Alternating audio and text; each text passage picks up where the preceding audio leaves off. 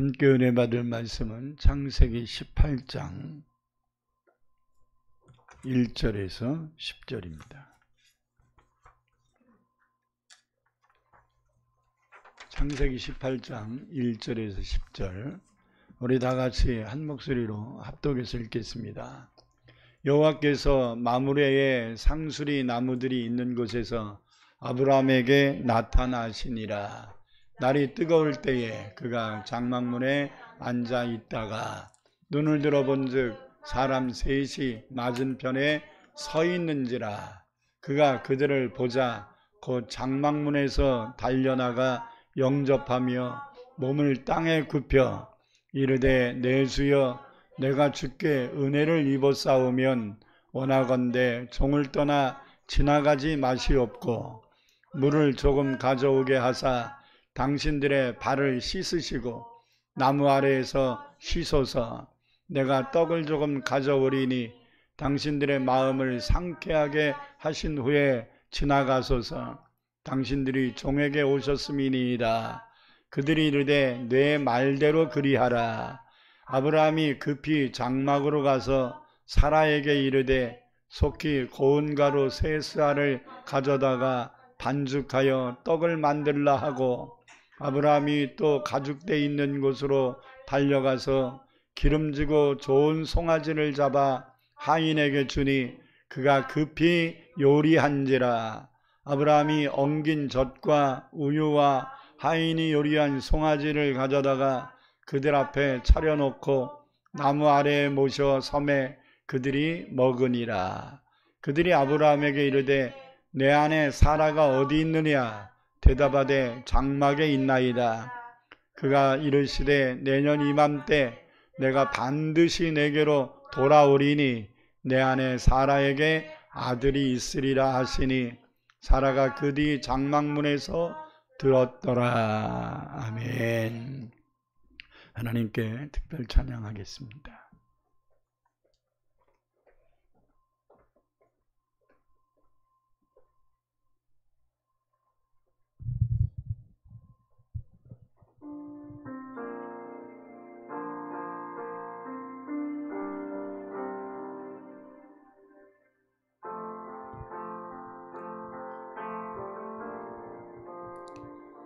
날마다 숨쉬는 순간마다 내 앞에 어려운 일 보내 주님 앞에 내 몸을 맡길 때 슬픔 없네, 두려움 없네. 날마다 숨쉬는 순간마다 내 앞에 어려운 일 보내 주님 앞에 내 몸을 맡길 때 슬픔 없네, 두려움 없네. 주님의 그 따사로운 손길 항상 좋은 것 주시도다. 사랑스레 아픔과 기쁨을 수고와 평화와 안식을 날마다 주님 내 곁에 계셔 자비로 날 감싸주시네.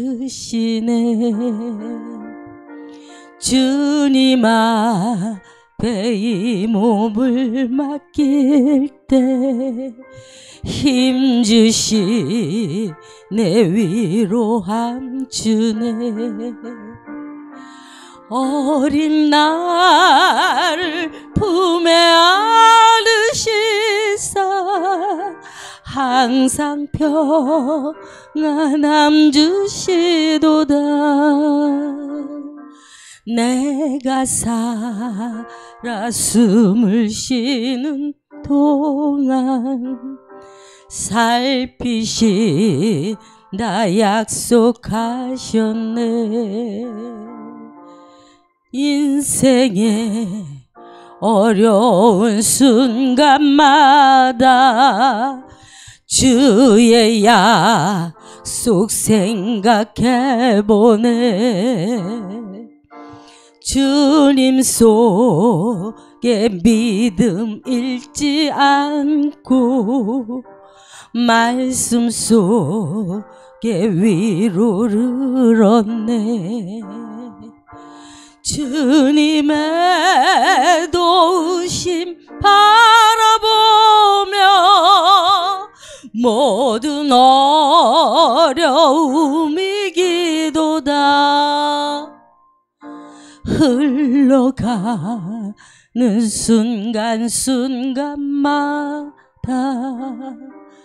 주님 약속 새겨봅니다. 흘러가는 순간순간마다 주님 약속 새겨봅니다. 아멘. 아멘. 사랑의 주님, 주님밖에 없습니다. 나의 힘은 오직 주님이십니다. 지난 한 주간의 삶 속에 우리가 질병으로 인하여 힘들어하고 자녀들로 인하여 눈물을 흘리고 그리고 우리의 주어진 삶들로 인하여 마음이 고달픈 적도 있었으나 오늘도 용기를 내어 주 앞에 나와 주의 말씀에 귀 기울입니다. 주님 말씀으로 우리를 새롭게 하여 주옵소서.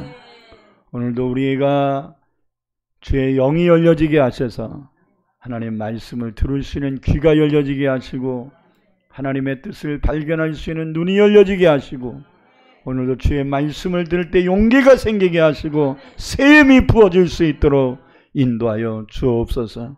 오늘도 주께 주시는 말씀이 위로의 말씀이 되게 하시고 우리의 상한 마음이 치료되게 하옵소서.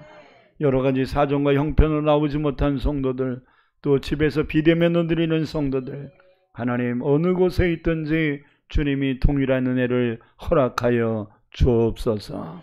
말씀에 기름 부으시고 생명력을 더하여 주실 줄 믿사오며 예수님 이름으로 간절히 기도합니다. 아멘.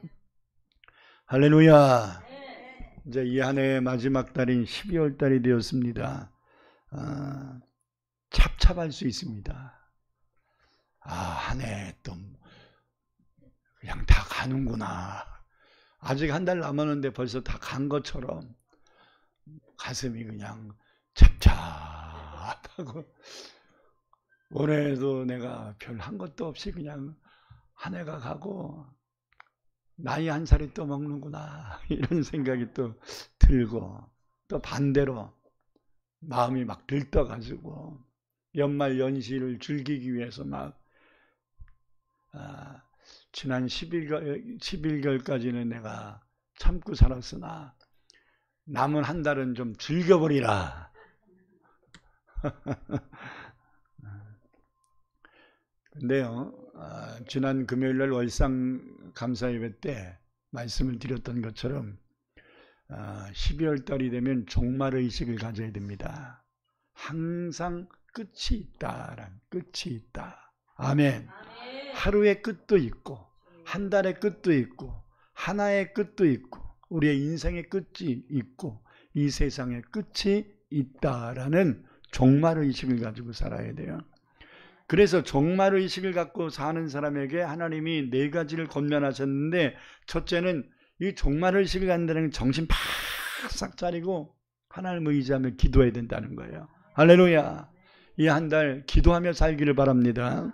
두 번째로 서로 뜨겁게 사랑하며 살아야 된다는 거예요. 이제 미움 버리고 시기 질투 버리고 영혼을 사랑하는 마음 가지고 살아야 합니다.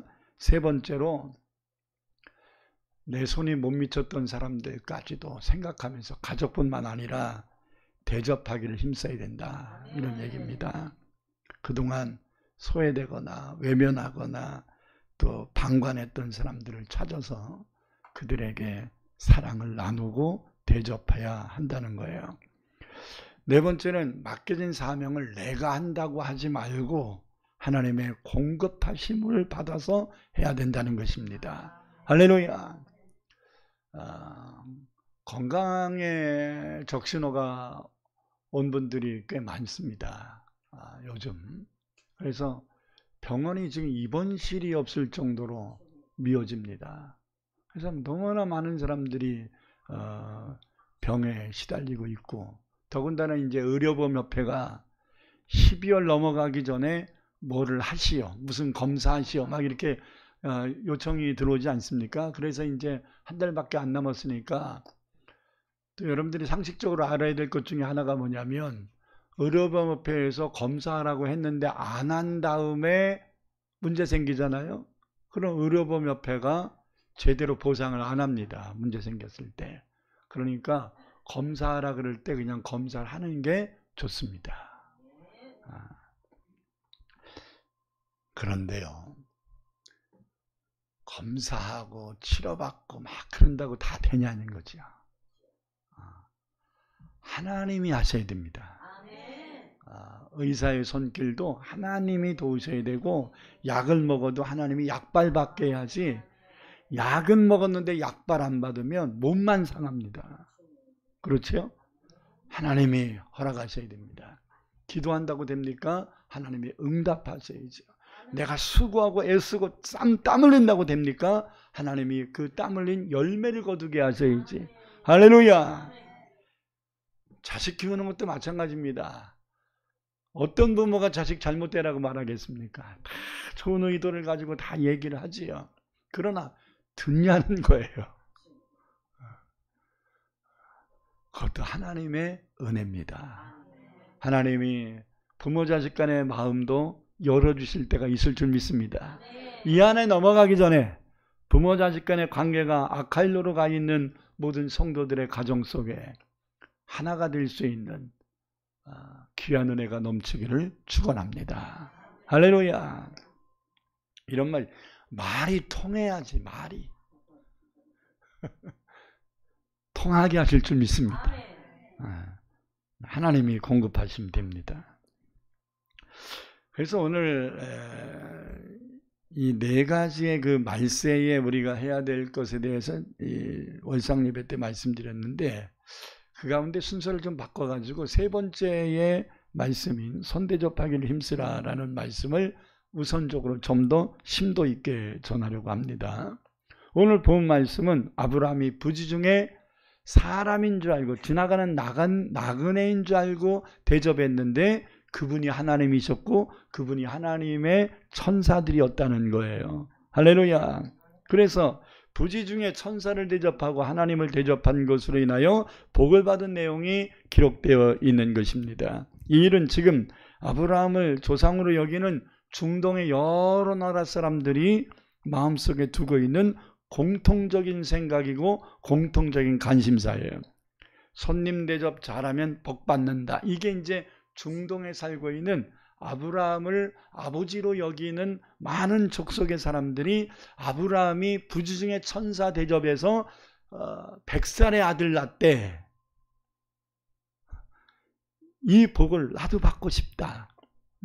여태까지 안 됐던 문제들, 여태까지 해결되지 못하고 지지부지했던 문제들, 딜레이됐던 문제들 해결받기를 원한다. 이런 소망 가지고서 중동 사람들은요, 이제 지나가는 손님, 또 외국인 이런 사람들을 특별한 적대 관계가 없는 이상 대접을 해요. 할렐루야. 손님 대접 잘하라는 것은 중동 사람들만의 고정관념이 아닙니다. 성경이 어디를 보든지 간에 이 말씀을 누누이 강조하고 있다는 거예요. 로마서 12장 12절 13절을 보겠습니다. 소망 중에 즐거워하며 환난 중에 참으며 기도에 항상 힘쓰며, 그 다음 성도들의 쓸 것을 공급하며 손님 대접하기를 힘쓰라. 성경에서는 이렇게 구약의 말씀뿐 아니라 신약에서도 나그네와 이웃을 대접하는 것에 대하여 많은 권면을 하고 그에 따르는 축복에 대하여 말씀을 하는데요. 특별히 요한계시록 22장 12절에 이렇게 말합니다. 그가 행한 대로 내가 갚아주리라. 자, 12절 읽겠습니다. 시작. 보라, 내가 속히 오리니 내가 줄 상이 내게 있어 각 사람에게 그가 행한 대로 갚아주리라. 이 말은 하나님을 위하여 했든 이웃을 위하여 했든지 간에 하나님은 손님을 대접하는 것에 대하여 하나님이 대신 갚아주겠다고 말씀하고 있는 겁니다. 이것을 전도서 11장 1절에서는 또 이런 비유적 표현을 하고 있어요. 너는 내 떡을 물 위에 던지라. 그러면 여러 날 후에 도로 찾으리라. 이건 상식적으로는 안 맞는 얘기지요. 떡을 물 위에 던지면 찾을 수 있어요? 물고기 밥 돼버리죠? 모르십니까?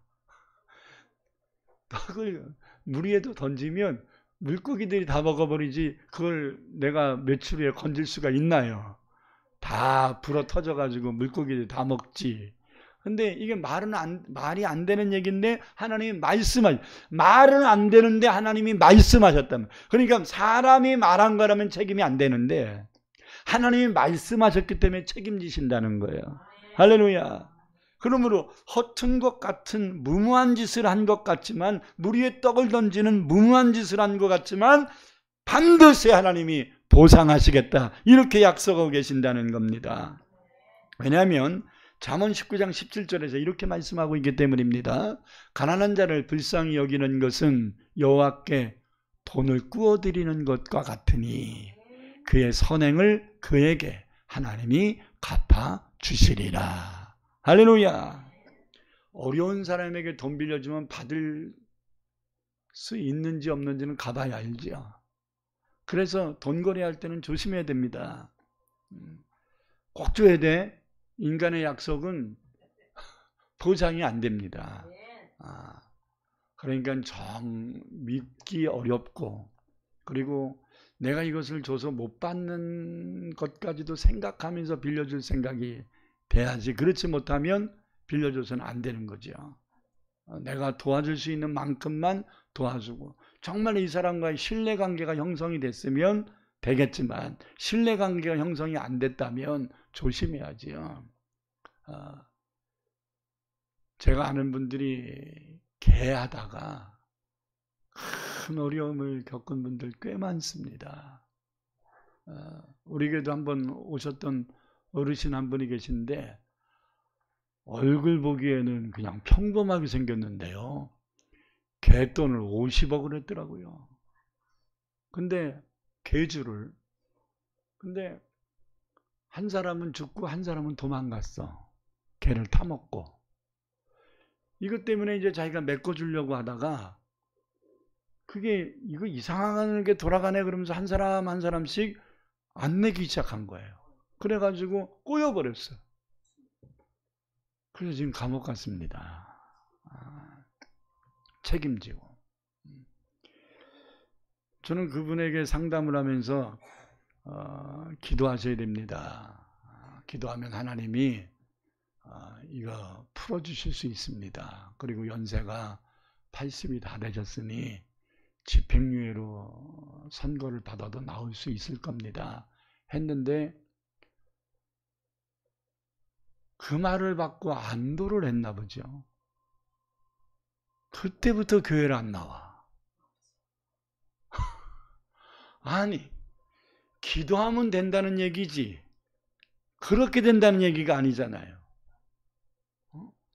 그렇게 되도록 기도하면 하나님이 이렇게 도와주실 거라는 얘기지. 정신 차려야 됩니다. 아멘. 조건이 달려있는 말은 그 조건이 성취돼야 응답이 되는 거지, 조건이 달려있는데 그냥 응답될 수가 있나요? 예를 들어서 요한복음 9장에 나면서부터 눈알이 없는 사람이 주님이 진흙을 이겨서 눈알을 만들어서 만들어 주셨어요. 그런 다음에 실로암이라는 연못에 가서 씻으라. 이렇게 그러면 밝아지리라. 이렇게 말씀했습니다. 그러면 그냥 밝아져요? 실로암 가서 씻어야 돼요? 씻어야 됩니다. 순종이 동반되도록 하는 것은 순종을 해야만 역사가 일어나요. 남한 장군의 노단강 가서 7번 씻으라 했어요. 씻어야 낫는 거예요. 씻으라는 말은 잊어버리고 난다 그러더니 왜 안 낫냐 이렇게 하면 곤란한 거죠. 하나님은 절대 거짓말 안 합니다. 아멘. 그래서 성경은 그냥 보상해 주겠다는 게 아니라 가난하고 힘든 자들, 이런 자들을 불쌍히 여기고 도와주는 그 선행을 행한다면 그 사람은 너를 갚지 못할 수 있어도 내가 갚아줄게 이렇게 보장하시는 말씀이 있다는 거예요. 할렐루야. 누가복음 6장 32절 38절을 보니까 좀 더 자세합니다. 너희가 만일 너희를 사랑하는 자만 사랑하면 칭찬받을 것이 무엇이냐. 죄인들도 사랑하는 자는 사랑할 줄 아느니라. 너희가 만일 너에게 잘해주는 사람만 잘해주면 칭찬받을 것이 뭐냐. 하나님 모르는 죄인들도 그렇게 다 하며 산다. 너희가 받기를 바라고 사람들에게 구워주면 칭찬받을 것이 무엇이 있겠냐. 죄인들도 그만큼 받고자 하여 죄인에게 구워주고 산다. 이렇게 말합니다. 여기서 칭찬이라는 단어가 헬라어로 카리스로 되어 있거든요. 이 카리스라는 이 말은 사람에게 칭찬받는다는 말을 의미하는 게 아닙니다. 카리스라는 단어는 하나님의 은혜를 의미합니다. 다시 말하면 너를 사랑하는 사람만 사랑하면 하나님의 은혜를 얻을 수 없다 이런 말이에요. 아멘. 계속해서 읽겠습니다. 오직 너희는 원수를 사랑하고 선대하며 아무것도 바라지 말고 구워주라. 그리하면 너희 상이 클 것이요.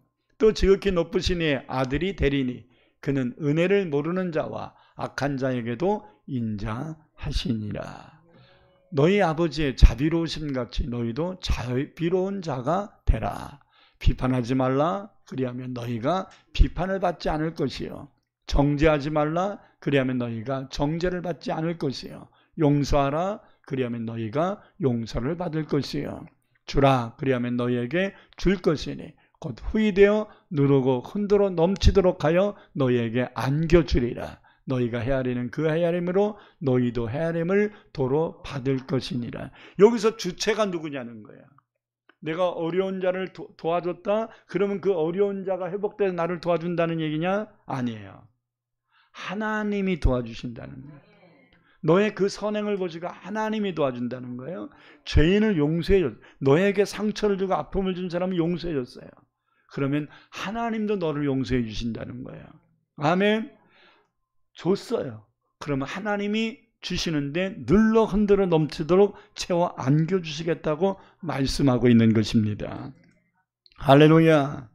하나님께서 우리에게 말씀하고 계신 이러한 일련의 말씀은 늘 일관성이 있어요. 이웃을 사랑으로 섬기고 대접해야 된다는 것이고요. 어려운 자들을 방관하거나 외면하지 말아야 된다는 얘기입니다. 오늘 말씀을 잘 살펴보면 하나님께 천사들과 함께 인간의 모습으로 아브라함에게 찾아오셨습니다. 아브라함은 이들이 하나님과 천사인 줄 알지 못했습니다. 지나가는 나그네라고 생각한 겁니다. 그런데 나름 정성스럽게 섬긴 거예요. 왜 섬겼냐면 뜨거운 땡볕에 이 대낮에 지나가는 것을 보고 안타깝게 여긴 거예요. 그래서 내 장막에 들어와서 좀 서르는 곳에 쉬고 있으면 내가 맛있는 것 해서 드릴 테니까 먹고 힘 얻어서 가던 길 가세요. 이 얘기였거든요. 손님을 대접한 거예요. 자, 한번 읽어보겠습니다. 오늘 본문 1절에서 5절입니다. 여호와께서 마므레에 상수리 나무들이 있는 곳, 나무들이 있는 곳이니까 그늘이 있겠지요. 이때 아브라함이 텐트 치고 장막 치고 있었던 거예요. 그러니까 서늘한 그늘이 있는 곳에 자기 장막을 치고 시원한 곳에 앉아 있었어요. 근데 날이 뜨거울 때에 그가 장막문에 앉아 있다가 눈을 들어본 즉 사람 셋이 맞은편에 서 있는지라. 그가 그들을 보자 곧 장막문에서 달려나가 영접하며 몸을 땅에 굽혀 이르되 내 주여 내가 주께 은혜를 입었사오면 원하건대 종을 떠나 지나가지 마시옵고 물을 조금 가져오게 하사 당신의 발을 씻으시고 나무 아래서 쉬소서.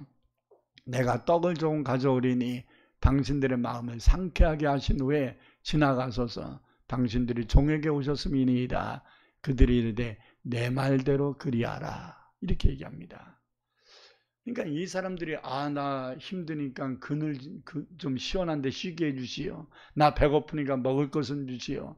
나 목마르니까 물 좀 주시오. 이렇게 요청한 게 아니라 저 사람 목마르겠네.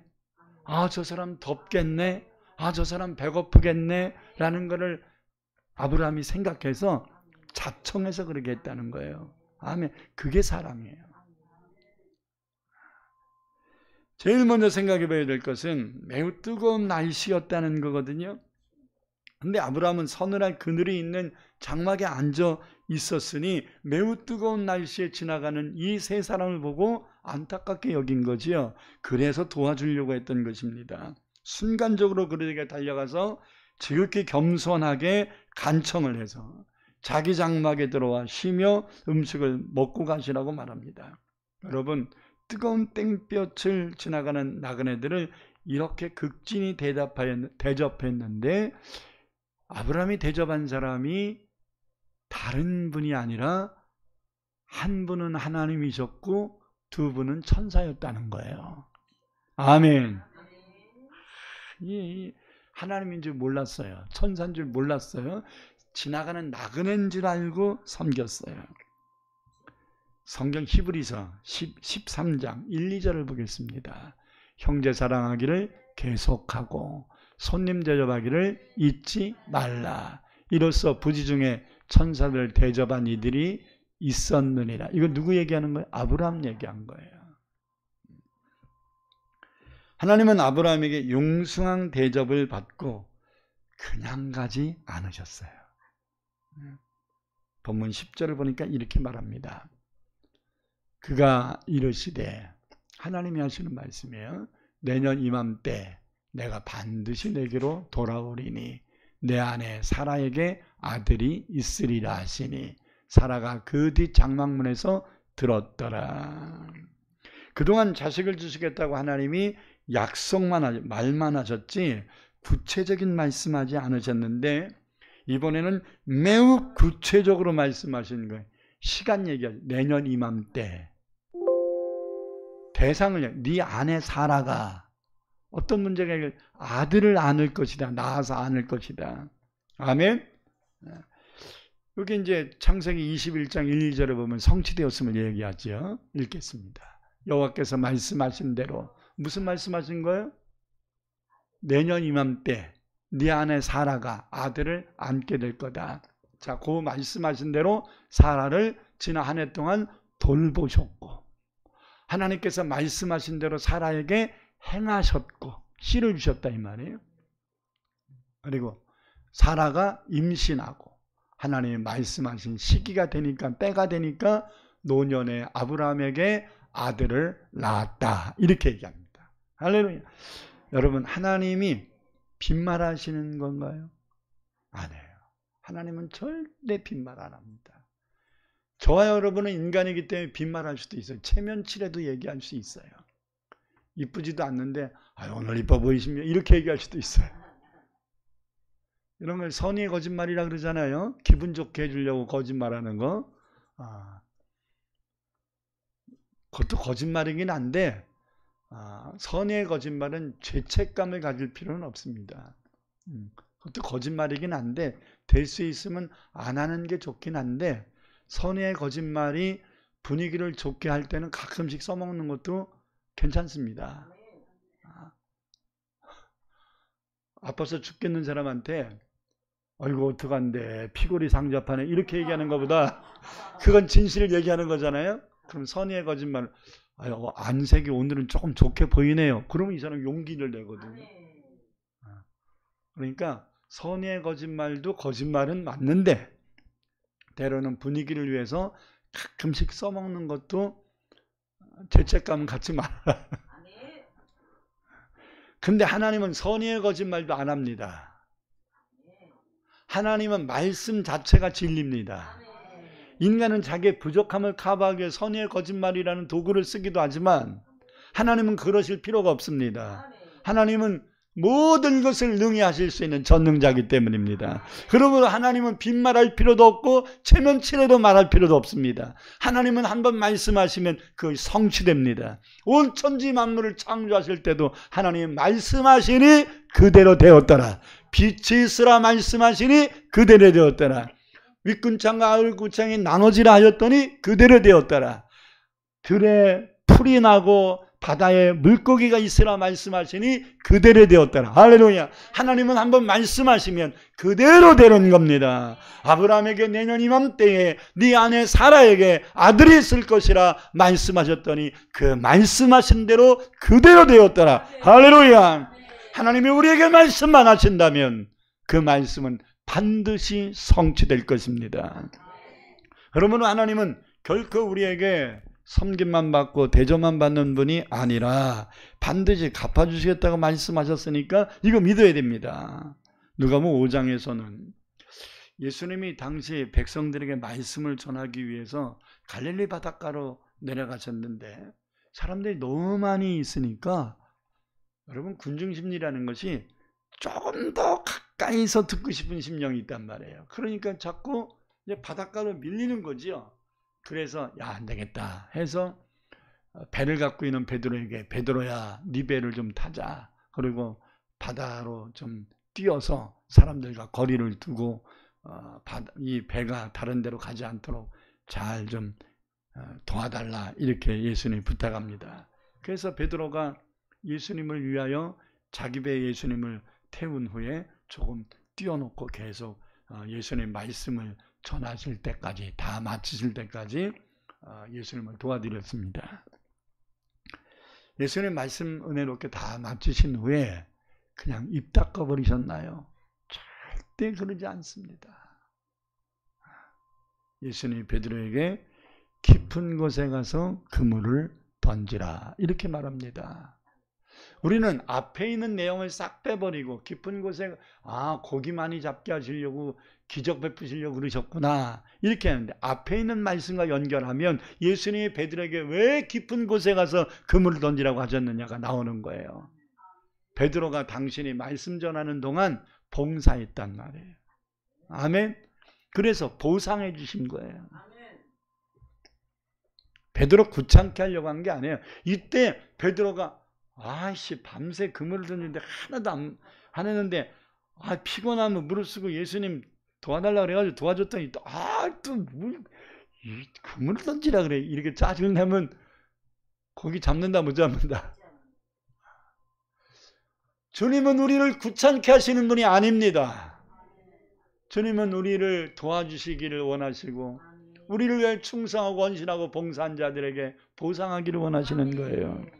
그래서 내가 밤새 그물을 던졌으나 얻은 것이 하나도 없지만 주님 말씀에 의지하여 그물을 던져보겠습니다 했더니 2배에 가득 차도록 그 던진 그물이 찢어지도록 고기를 많이 얻게 되었더라. 할렐루야. 요한복음 2장에서도 가나의 혼인잔치에 예수님이 초대를 받았어요. 제자들과 함께.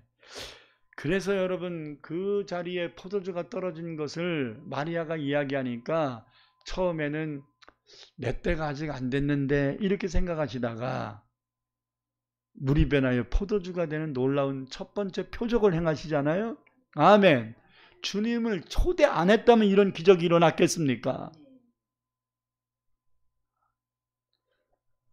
여러분 요한복음 11장을 보면 베단이라는 마을에 예수님이 지나가실 때마다 자신에게 식사를 대접했던 마리아와 마르다 가정이 있습니다. 그 마리아와 마리다의 오빠였던 나사로가 병이 들어 죽게 되었습니다. 여러분 평상시에 마리아와 마르다가 베다니를 지나갈 때마다 자기 집으로 모시고 와가지고 식사 대접을 수없이 했거든요. 절대로 세상 편으로 예수는 먹구땡하는 분이 아닙니다. 여러분들이 지금까지 하나님께 봉사했는데 하나님이 나한테 해준 게 아무것도 없다. 천만에요. 저는 확신합니다. 여러분들이 수없이 기도했는데 의심하며 기도했다면 다 헛수고지만 정말로 믿음으로 열심히 기도했는데 응답받은 게 없다? 이자까지 받을 거예요. 할렐루야. 은행에 저축을 했는데 은행이 그냥 먹어버려요? 그런 사기꾼이 어디 있습니까? 은행은 받기만 하고 가만 놔도 아니 이자를 보태고 있지요. 내가 안 찾은 것뿐이지. 아멘. 하나님께 기도해놨습니까? 반드시 응답받을 때 더 많은 것을 하나님이 주실 겁니다. 하나님은 절대 좀스럽지 않단 말이죠. 하나님은 사람들의 손길을 통해 역사하기를 원하시고 그 뜻에 순종하는 사람들에게 축복 주시길 원하셔서 사람의 손길을 빌리기를 원하시는 거예요. 왜? 복 주시려고. 그래서 제가 성경을 이렇게 쫙 찾아봤더니 예수님이 탄생 때부터 죽어 장사 지낼 때까지 다 사람의 도움을 받아. 아니 전능하신 주님이 뭐 때문에 사람의 도움을 받습니까? 부족해서 아니에요. 그들에게 은혜 주시고 복 주시려고 그리 하신 겁니다. 아멘. 여러분 이 땅에 태어나실 때도 마리아의 몸을 빌리시잖아요. 아멘. 아니 그거는 이제 잉태고 태어날 때도 마구간을 빌리시잖아요. 그냥 나오시면 어디가 덧나나? 근데도 마구간을 빌리잖아. 아니 그리고 예루살렘을 들어가실 때 나귀 새끼 빌려서 들어가시잖아. 그리고 누가복음 8장 2절을 보니까 공생을 살아가시면서 많은 여인들의 헌신을 받으셨다 이렇게 말하거든요. 여러분 최후 만찬 하실 때도 마가의 다락방 빌려서 하시잖아요. 아니 십자가 지실 때도 구레네 시몬의 도움을 받아서 십자가 지시잖아요. 아니 예수님 뭐가 부족해서 도움을 받습니까? 아니 죽으실 때도 아리마대 요셉이 자기와 자기 가족을 위하여 무덤 만든 그곳을 빌려서 3일 동안 계시잖아요. 다 빌리신 거잖아요. 성경에는 구체적으로 기록되어 있지 않지만 이들의 헌신은 분명히 갚아주신 겁니다. 할렐루야. 제가 성경을 연구해 보니까 구레네 시몬이 예수님을 대신하여 억지로 십자가 졌잖아요. 믿음이 없었으니까 억지로 한 거죠. 근데 믿음 없는 사람이 억지로 예배드리고 믿음 없는 사람이 억지로 봉사하고 그것도 좋아. 권사가 돼가지고 억지로 하는 건 안 좋은데 처음 나온 초신자들은 오늘은 좀 쉬고 싶은데 그래도 자꾸 전도한 우리 손기림 성도님이 오늘 올겨 안 올겨? 그래가지고 오늘은 좀 쉬면 안 되나? 추운데 그런데도 그래도 갈겨 그러고서 왔어요. 그래도 복이 됩니다. 할렐루야. 성경을 연구해 보니까 로마서 16장에 이 구레네 시몬의 두 아들이 초대교회 귀한 일꾼이 되어 있는 것이 기록되어 있어요. 루포라는 사람이 나오거든요. 루포가 누구냐면 구레네 시몬의 아들이에요. 할렐루야. 그러니까 루포가 사도 바울과 동역하는 큰 일꾼이 되어 있었던 겁니다. 그러니까 하나님은 절대로 먹구땡 안 하실 겁니다. 마태복음 10장 40절에 42절을 보니까 제자들에게 이스라엘 전역을 파송하시면서 너희를 접대 영접하는 자에게 복이 있음을 선포할 것을 이야기합니다. 자 읽겠습니다. 너희를 영접하는 자는 나를 영접하는 것이요 나를 영접하는 자는 나를 보내신 이를 영접하는 것이니라. 선지자 이름으로 선지자를 영접하는 자는 선지자의 상을 받을 것이요 의인의 이름으로 의인을 영접하는 자는 의인의 상을 받을 것이요 또 누구든지 제자 이름으로 이 작은 자 중 하나에게 냉수 한 그릇이라도 주는 자는 내가 진실로 너희에게 이르노니 그 사람이 결단코 상을 잃지 아니하리라 하시니라. 누가 상 주신다는 건 하나님이. 적은 소자에게 물 한 그릇 대접하는 것도 하나님의 상을 잃어버리지 않게 될 거다. 우리 그들이 잘 아는 양과 염소의 비유에도 분명히 말씀합니다. 마태복음 25장 40절 보겠습니다. 임금이 대답하여 이르시되 내가 진실로 너희에게 이르노니 너희가 여기 내 형제 중에 지극히 작은 자 하나에게 한 것이 곧 내게 한 것이니라 하시고. 자, 45절도 보겠습니다.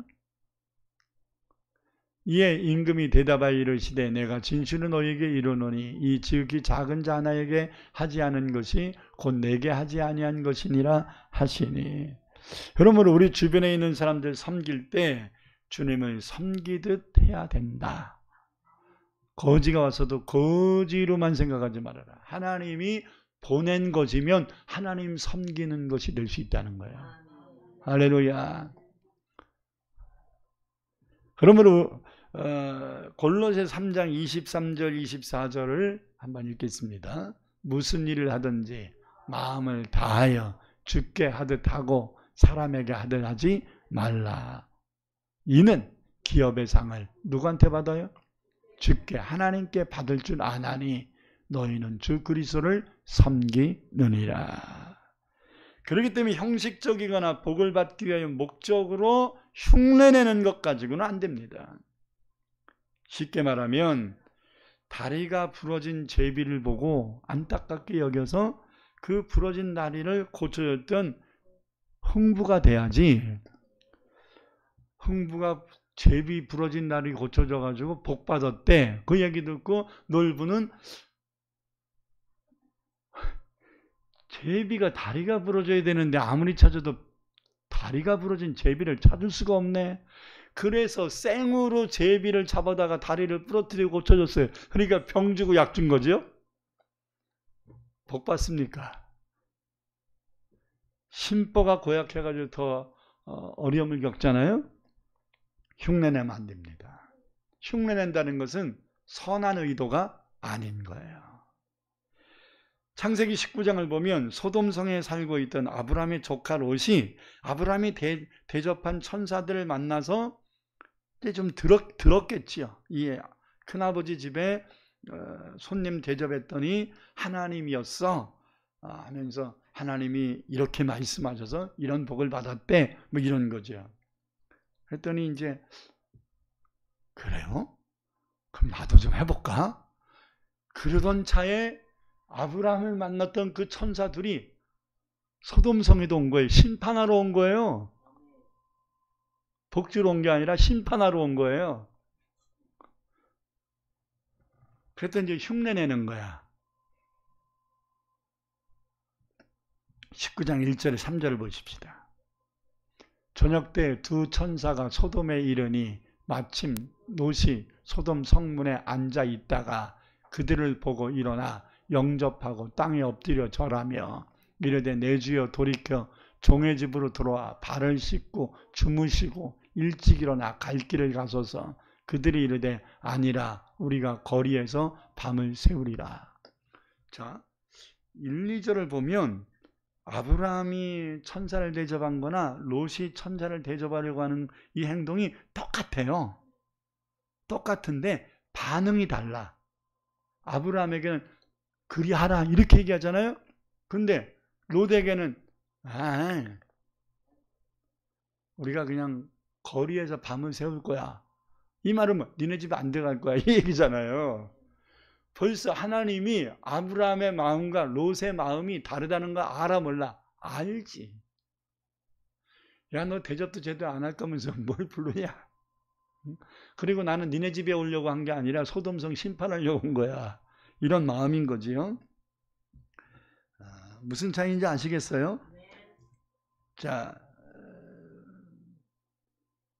천사들이 왜 롯의 간청을 듣지 않으려고 했을까? 이것은 롯에게 진정성이 없어 보였기 때문이고, 이 천사들이 온 목적은 섬김받으러 온 게 아니라 소돔성을 심판하시려고 하시는 하나님의 뜻을 이루기 위하여 소돔성의 죄악이 얼마나 가득 차 있는가를 확인하려고 온 것입니다. 근데 롯이 간청하며 3절 시작. 롯이 간청하며 그제서야 돌이켜 그 집으로 들어오는지라. 자, 이제 들어왔어요. 롯이 그들을 위하여 식탁을 베풀고 뭘 줬어요? 무교병이 뭔가요? 누룩이 없는 빵. 그러니까 바게트 빵 하나 줬다 이거예요. 뭐 여러분들이 뭐 바게트 빵이 맛있다 그러면 할 말은 없는데 부풀지 않는, 부드럽지 않은 메마른 빵 한 조각 줬다 이거예요. 자, 아브라함과 비교가 안 됩니까? 아브라함은 송아지도 잡고 발도 씻겨주고 버터도 주고 막 그랬잖아요. 그러니까 극진히 대접한 거죠. 근데 아무리 뒤져봐도 무교병밖에 안 먹였네. 네? 이게 성긴 건가요? 그렇게 자기 집 들어와서 쉬라고 맛있는 거 먹으라고 간청해놓고 메마른 빵 조각 하나 줬어. 이게 대접이냐 이 말이에요. 그렇다면 롯이 가난하고 힘들고 빵 한 조각 먹기도 어려운 집이냐? 그렇진 않지. 아브라함의 종과 롯의 종이 싸울 정도로 롯이 의향이 많았고 재산이 풍부했단 말이에요. 아멘? 네. 그러니까 없어서 그렇게 한 게 아니에요. 이 손님들에게 진정성 있는 대접을 한 게 아니라 그저 아브라함 흉내내려고 그냥 폰맘 잡은 것에 불과하단 거예요. 여러분, 진정성 없는 대접을 하면 안 하니만 못하죠. 아멘? 예를 들어서 목사님 우리 집에서 식사하세요. 그래서 아유 됐습니다 했는데 아이고 하세요 했더니 그냥 갔더니 밥은 안 차려주고 부부싸움만 잔뜩 하고 있네. 그럼 나를 왜 부른 거야? 싸우고 싶어도 나 보낸 다음에 싸워야 되는 거 아닌가? 좀 의도를 좀 잘 생각해야지. 이게 처신이잖아요. 응? 여러분 하나님 앞에 바르게 처신하지 않고 어떻게 복 받으려고? 남이 40일 작정기도 했으니까 응답받았대. 그러면 여러분들은 그냥 40일 땜빵하면 되냐 이 말이죠. 안 된다는 거예요. 많은 목사님들이 조용기 목사님이 세계에서 제일 큰 교회를 세웠다니까 어떻게 해서 그렇게 금식하며 기도했습니다. 그랬더니 나도 금식한다고. 그러면서 생으로 굶어 그냥 막. 여러분 금식을 하면 생명 걸고 기도를 하니까 능력을 받는 거지 밥만 굶고 아유 아직도 하루밖에 안 지났네. 아이고 3일을 어떻게 보낸대. 그러면서 맨 배고파서 내가 3일 끝나면은 명동 칼국수 가지고 칼국수를 먹으리라 뭐 이런 생각만 하고 있으면 3일 굶으나 만하지. 아멘. 어떤 분은 경상도 발음은 미십니까? 예수 그리스도는 어제나 오늘나 영원토록 동일하십니다. 미십니까? 할렐루야. 이런 거 흉내 낸다고 능력 받냐 이 말. 흉내는 안 됩니다. 롯이 흉내를 냈기 때문에 안 된 거예요. 그러나 열왕기상 17장을 보니까 북이스라엘 전역에 3년 6개월의 가뭄이 있었을 때 먹을 것이 다 떨어져서 이제 마지막으로 아들과 함께 빵 한 쪽 먹으려고 했던 사렙다 과부 집에 하나님이 엘리야를 보내십니다. 그러고서 엘리야가 하나님께 응답받아가지고 과부에게 얘기하죠. 나에게 빵을 구워 갖고 와 먹게 하라. 그러면 하나님이 너에게 복을 주실 것이다. 이 말뜻은 뭐냐면 네가 먹을 거 먹지 말고 나를 먹이면 하나님이 너에게 복을 주신대. 그냥 믿음으로 들으니까 순종한 거지요. 인간적으로 들으면 속 보이는 짓이잖아요. 지금 하루 이틀이 아니고 3년 6개월이 돼가는 이런 가뭄의 시작이야. 언제 이 가뭄이 끝날지도 몰라. 근데 다 떨어졌어 음식이. 근데 그거 탈탈 털어먹겠다. 야, 참 얄팍하네. 이렇게 생각할 수도 있잖아요. 근데 사렙다 가부가 엘리야의 말을 듣고 그걸 하나님의 말씀으로 인정하고 순종한 거예요. 그랬더니 하나님의 말씀이 성취돼서 3년 6개월 동안의 가뭄 속에 기름병에 기름이 떨어지지 않고 밀가루통에 밀가루가 떨어지지 않았더라. 할렐루야. 어떻게 자기 아들과 마지막으로 먹으려고 하는 음식을 하나님 말씀에 순종하여 드리려고 했을까? 이런 것은요, 여러분 간단합니다. 이거 먹어도 죽고 안 먹어도 죽어. 마지막 남은 빵, 거기에 의미를 너무 두지 마. 그거 먹으면 몇 시간 더 살 뿐이고. 그래서 뭐 할 건데? 그러면 한번 올인해 볼 필요가 있지요. 응? 어차피 이 먹어도 죽고 안 먹어도 죽잖아. 그러면 이거 안 먹고 하나님께 드리면 하나님이 복을 주신대. 어차피 죽을 거니까 한번 해보는 게 낫지 않을까요? 네? 빵 한 쪽 한 장 한번 먹고 몇 시간 더 살래요? 아니면 어차피 먹어도 죽고 안 먹어도 죽을 거니까 하나님 말씀에 순종해서 한번 질러볼래요? 응? 11조를 해도 쪼들리고 안 해도 쪼들리면 해보고 하나님께 복을 주시나 안 주시나 한번 기다려 보겠습니까? 아니면 이것까지 하면 나는 진짜 생으로 굶어 죽는다 이렇게 생각하고서 아주 끝까지 천국 가는 날까지 11조는 꿈에도 생각을 못 해보겠습니까? 일단은 한번은 결단을 해볼 필요가 있겠지요. 사렙다 가부처럼 이래도 힘들고 저래도 힘들 것이라면. 아멘. 아니, 내년부터 할 생각하지 말고 12월부터 하셔. 내년부터 하려고 그러면 또 까먹을 거야. 사랑하는 성도 여러분, 말씀의 결론을 맺으려고 합니다. 하나님은 오늘도 우리에게 기회를 주고 계시는 겁니다. 내 것만을 생각하지 말고 하나님을 생각하세요. 모든 것도 하나님 겁니다. 나만을 생각하지 말고 어려운 이웃들을 위해 나누는 삶을 살아야 합니다. 그 어려운 이웃을 돕는 것은 곧 하나님을 섬기는 것이라고까지 성경은 말씀하고 있기 때문입니다. 12월 달은 예수님의 사랑을 이웃과 함께 나누는 달이 되었으면 합니다.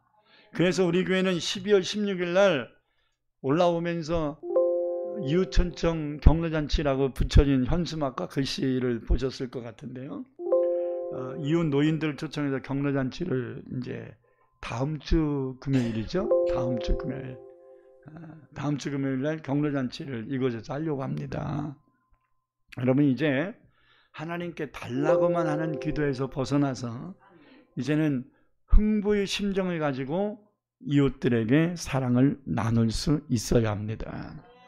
지금 지난 코로나로 인하여 환경을 견디기 힘들었던 이제 한국교회가 재정적으로 어려운 문제가 있으니까 가장 쉬운 방법은 아니었겠으나 많은 교회들이 선교사들의 지원을 많이 줄이거나 삭감을 하거나 이제 중단을 했단 말이에요. 교회들이 어려우니까. 그래서 이제 선교금을 받아 선교를 하던 선교사들이 이제 더 이상 버티기가 어려우니까 많이 금년에 1월 달부터 계속 귀국을 하기 시작했습니다. 한국교회는 다시 한번 생각해야 됩니다. 우리 교회는 다른 교회 선교사들이 귀국할 때 우리 교회는 선교사를 파송했습니다. 나는 이것은 굉장히 하나님의 은혜라고 생각합니다. 할렐루야. 지금도 선교사님을 지원하는 것에 조금도 부족함이 없이 하나님의 공급하심이 있습니다. 지금 넘쳤습니다. 우리 조요한 선교사님 선교금을 우리 교회 재정이 관리하지 않습니다.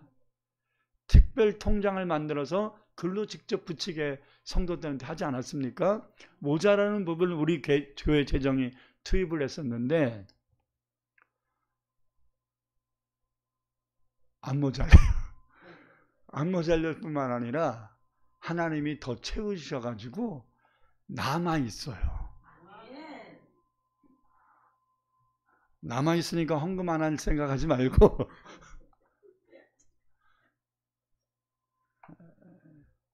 하나님이 더 많은 일들을 하실 겁니다.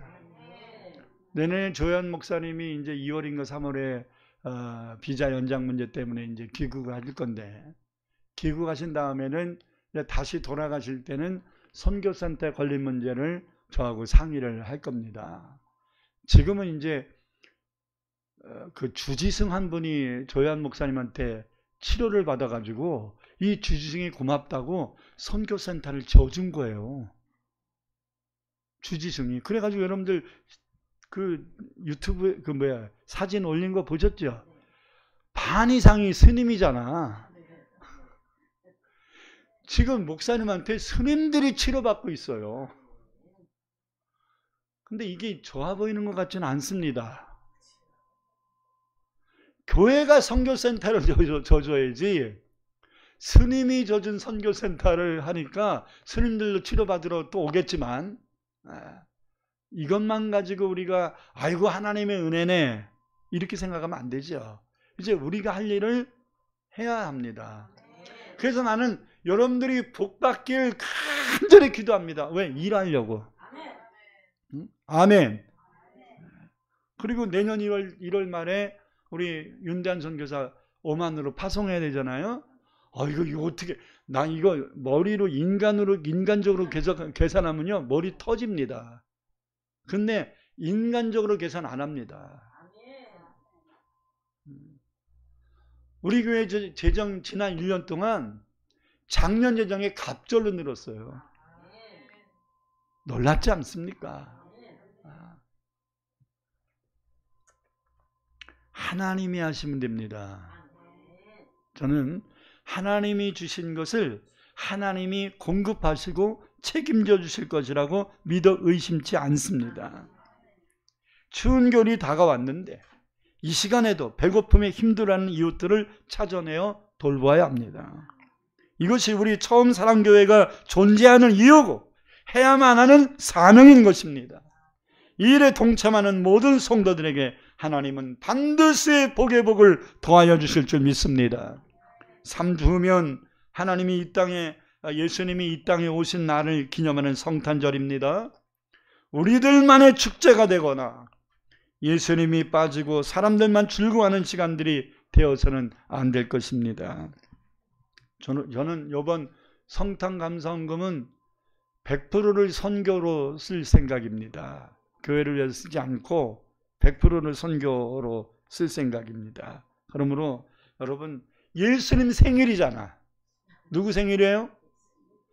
손주들 선물 뭐 사줄까? 이거 고민하지 말고 주님 생일 뭐 해드릴까? 이 생각을 해야 될 거 아닙니까? 왜 남의 생일을 자기 손주 챙깁니까? 응? 왜 예수님 생일을 왜 내가 즐기려고 합니까? 이거 지금 세상적인 분위기가 잘못 돌아가고 있는 거 아닌가요? 다시 원상복귀해야 됩니다. 성탄절은 누구 생일이다? 예수님이 이 땅에 오신 생일이다. 그러므로 누구를 위한 날이 되어야 되냐?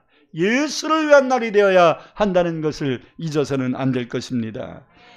예수님이 기뻐하는 일을 해야 됩니다. 예수님이 이 땅에 오신 목적을 이루는 일을 해야 됩니다. 예수님의 사랑을 담아 가족을 비롯한 이웃과 이민족과 세계 열방을 향해 복음을 전할 수 있는 저 여러분이 될 수 있기를 소망합니다. 두 손을 거스며 안고 하나님 앞에 기도하십시다. 허탈감에 빠지면 안 됩니다.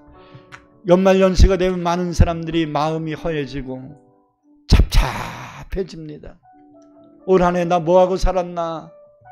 마음이 답답해질 수 있습니다.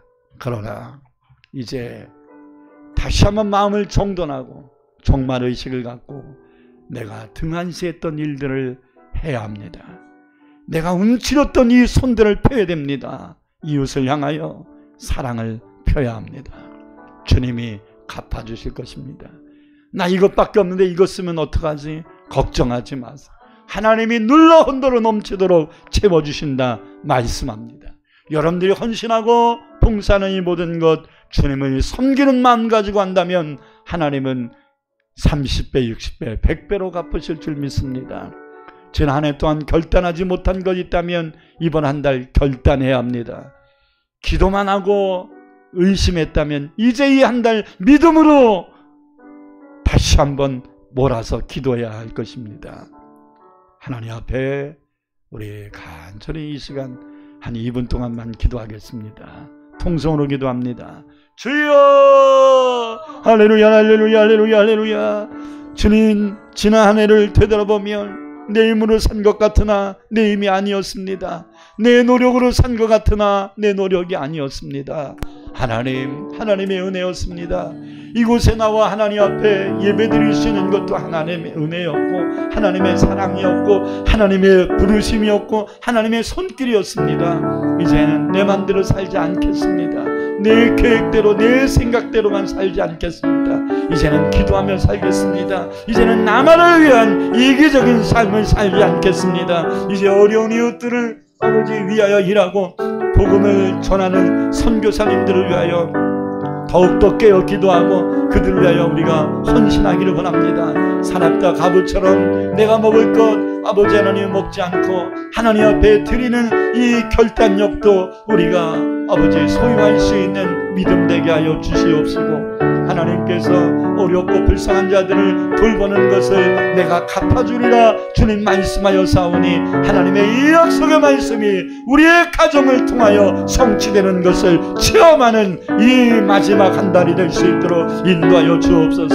이제 없는 교회가 이웃을 초청하여 하나님의 격려잔치도 하고 하나님의 성찬들을 통하여 어려운 이웃들을 선교하기를 원하고 하나님이여 이 힘든 여정 속에서도 생명마차 일하고 있는 주의 종들을 위하여 더 충고하며 기도하며 저들의 미끄럼 되어지기를 원합니다. 하나님 우리가 쓰임받게 하소서. 그러기 위해서는 우리가 얽히고 설켜 있는 문제들이 풀려지기를 원합니다. 물질이 풀려지기를 원합니다. 건강이 회복되기를 원합니다. 하나님이여 자녀와 남편과 직장과 사업이 형통을 얻을 수 있도록 인도하여 주시고 악한 마귀 울음에 갇히지 아니하고 사방팔방 열어주시는 하나님의 은혜로 공급하시는 은혜로 승리하게 하여 주시옵소서.